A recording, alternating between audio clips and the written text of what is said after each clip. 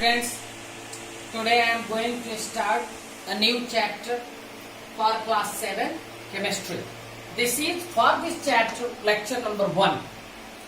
Chapter का नाम है प्रिय बच्चों fibre to fabric. Fibre to fabric ये चैप्टर का नाम है.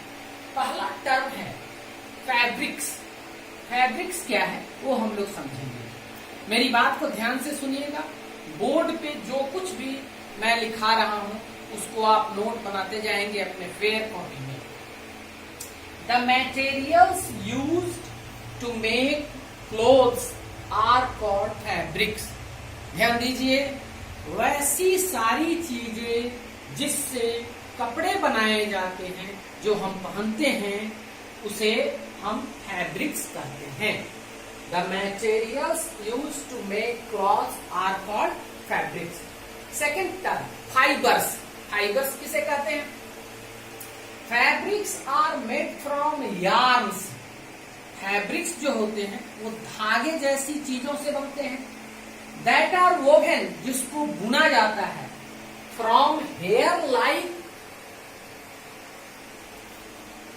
Strands called fibres. जो धागे के जैसे पतले चीजों को मिलाकर जो जिसको बुनकर हम फैब्रिक्स बनाते हैं उसको हम लोग फाइबर्स कहते हैं.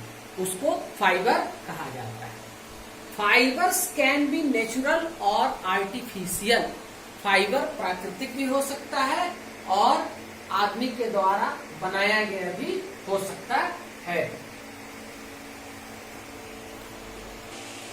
फाइबर्स कैन बी नेचुरल और artificial.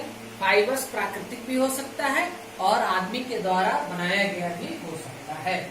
Natural fibres are obtained from plants and animals. जो प्राकृतिक फाइबर्स होते हैं वो हम प्लांट से और एनिमल से प्राप्त करते हैं. आगे हम बहुत सारे डिटेल में इस सबके विषय में जानकारी करेंगे. जैसे ऊल जो है वो एनिमल से प्राप्त किया जाता है और सिल्क जो है वो सिल्क वर्म एनिमल से ही प्राप्त वो किया जाता है. उसके विषय में हम लोग बात करेंगे. Natural fibres. अब जैसे कॉटन देखिए, कॉटन जो है वो नेचुरल फाइबर है जो हम लोग प्लांट से प्राप्त करते हैं. जूट का भी इस्तेमाल फाइबर्स के रूप में होता है जो कपड़े में भी इस्तेमाल किया जाता है कम मात्रा में. वो भी प्लांट से हम लोग प्राप्त करते हैं. तो जो नेचुरल फाइबर्स होते हैं वो या तो हम लोग किसी एनिमल से प्राप्त करते हैं या किसी प्लांट से प्राप्त करते हैं. Artificial fibres are made from human. और जो आर्टिफिशियल फाइबर्स होते हैं वो आदमी के द्वारा तैयार किया जाता है, बनाया जाता है. ऊल. ध्यान दीजिए, ऊल जो है ये एक नेचुरल फाइबर है जो हम लोग खास करके जानवरों से प्राप्त करते हैं, जिसमें भेड़ है, बकरी है, कैमल है और कुछ रैबिट्स के भी त्वचा के ऊपर जो बाल जमे हुए होते हैं उसको भी काटकर हम ऊल के काम में इस्तेमाल करते हैं. ऊल के विषय में कह रहा है कि ऊल इज एन एनिमल फाइबर. ऊल एक एनिमल फाइबर है, मतलब नेचुरल फाइबर हो गया. क्योंकि एनिमल से लिया जा रहा है इसलिए ये natural fibre. Obtained from fleece. Fleece से प्राप्त किया जाता है. ये फ्लीस क्या है? तो फ्लीस कहते हैं जानवरों के शरीर पे जो मोटा कवरिंग रहता है. जैसे भेड़ के शरीर पर ऊपर से पूरा बाल से कवर रहता है, उसी तरह से आपको दूसरे जानवर, कुछ देश के कैमल्स का शरीर भी बाल से ढका हुआ होता है. कुछ रैबिट्स के भी बॉडी बाल से ढके हुए होते हैं. हेयर्स, कुछ हिरण है उसके भी शरीर बाल से ढके हुए होते हैं, जिसको काट कर हम फैब्रिक्स में इस्तेमाल करते हैं फाइबर्स के रूप में लेकर. तो उसको हम लोग फ्लीस बोलते हैं. FLEECE. फ्लीस. फ्लीस क्या है? The coat of soft fine hair that covers the body of a sheep और सिमिलर एनिमल्स. ऐसा शरीर को ढकने वाला चीज जो सॉफ्ट होता है, मुलायम होता है, पतला होता है, बाल जो कवर करता है किसी भेड़ या भेड़ के जैसे ही दूसरे जानवरों के शरीर को, उसे हम फ्लीस कहते हैं, FLEECE, फ्लीस कहा जाता है।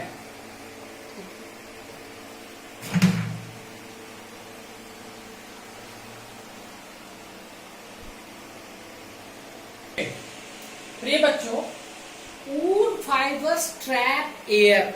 ऊल फाइबर्स जो होते हैं वो हवा को बहुत ज्यादा फंसाए हुए रहता है अपने बीच में।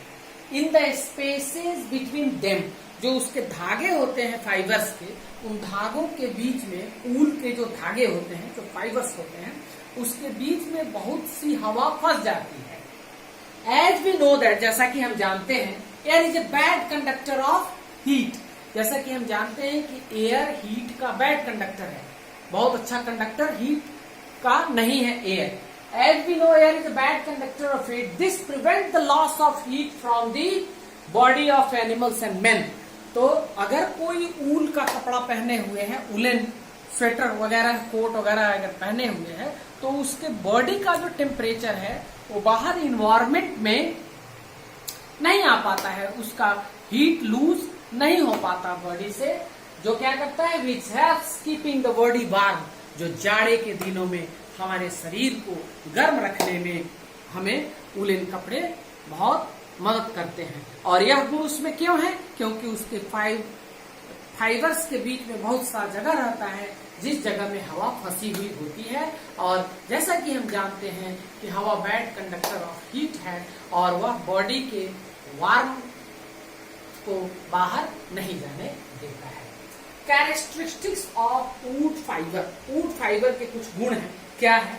It appears mostly creamy white in colour. यह क्रीमी व्हाइट होता है colour. It does not wrinkle easily. बहुत जल्दी यह रिंकल नहीं होता है। It is durable and elastic. यह बहुत टिकाऊ होता है और लचीला होता है।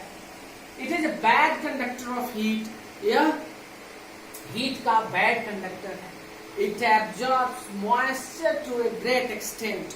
और यह मॉइस्चर बहुत अधिक मात्रा में एब्जॉर्ब करता है। ये ऊल फाइबर्स के कुछ कैरेक्टरिस्टिक्स है जो आपको बताया गया है।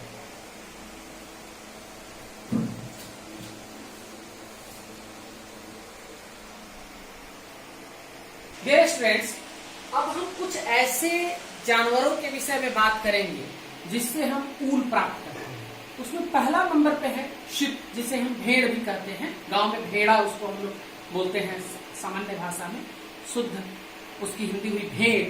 भेड़ से हम बहुत अधिक मात्रा में ऊल प्राप्त करते हैं, ऊल फाइबर प्राप्त करते हैं। इसके विषय में क्या कह रहा है सुनिए। Sheep are the main wool yielding animals. Sheep दुनिया में सबसे ज्यादा ऊल देने वाला जानवर होता है।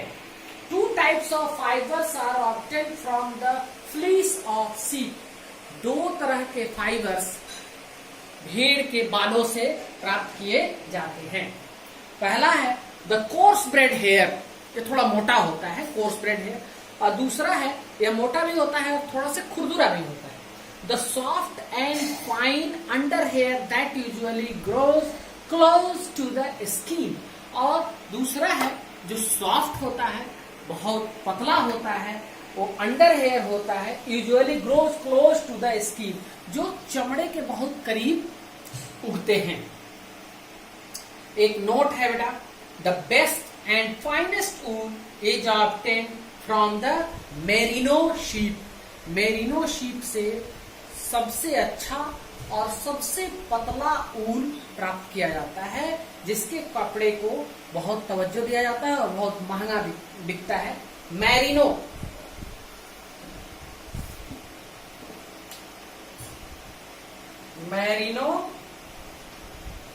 शीप। मेरिनो शीप से जो ऊल प्राप्त होता है वो बहुत अच्छा माना जाता है।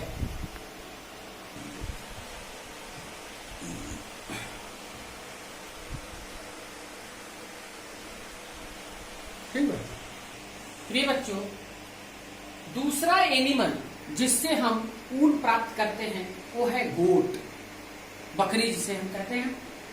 ऊल is obtain from the under fur of some goats.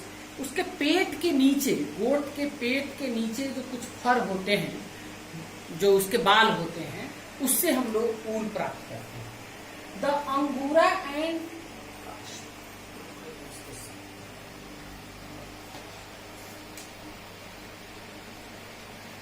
अंगूरा एंड कैश्मीरी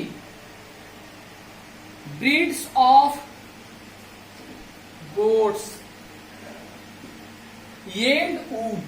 दो तरह के गोट से हम लोग ऊन प्राप्त करते हैं, एक अंगूरा और दूसरा है काश्मीरी, जिससे हम लोग ऊन प्राप्त करते हैं। Angora goats are mostly found in Ankara region of Turkey. Angora goat जो है वो तुर्की के अंगारा रीजन में पाया जाता है। वूल obtain from the Angora goat is known as mohair. Mohair नाम से जो अंगूरा गोट्स तुर्की के अंकारा रीजन से जो प्राप्त किया जाता है उसको मोहैर कहा जाता है, which is very fine, soft and lustrous. यह बहुत पतला और बहुत मुलायम होता है। कैश्मीरी goats are mostly found in the mountains of Tibet and China. Kashmiri goats जो है वो तिब्बत और चाइना के पहाड़ी इलाकों में पाए जाते हैं। It is rare and expensive fibre. यह बहुत ही दुर्लभ और एक्सपेंसिव, खर्चीला फाइबर होता है जिससे हम लोग ऊन प्राप्त करते हैं। Which is combed from the bellies of the Kashmiri goats. जो कश्मीरी गोट्स होते हैं जो तिब्बत और चाइना के पहाड़ी इलाकों में पाए जाते हैं, उसके पेट के पास जो बाल होते हैं उसको कंघी से धीरे धीरे कंघी करके और उस कंघी में जो फंस जाते हैं उसको निकाल कर जो हम लोग ऊन प्राप्त करते, बहुत रेयर होता है, बहुत कॉस्टली होता है, बहुत पतला और बहुत ही आरामदेह सॉफ्ट होता है ये ऊन, बहुत कश्मीरी गोट का, जो तिब्बत और चाइना के पहाड़ी इलाकों में ये गोट पाए जाते हैं, वहां से प्राप्त किया जाता है। अगला तीसरा जो एनिमल है वो है कैमल। कैमल से भी हम लोग ऊन प्राप्त करते हैं। ये हम नेक्स्ट लेक्चर में, लेक्चर नंबर 2 में हम इसे आप लोगों को पढ़ाएंगे। Okay, thank you, thanks a lot.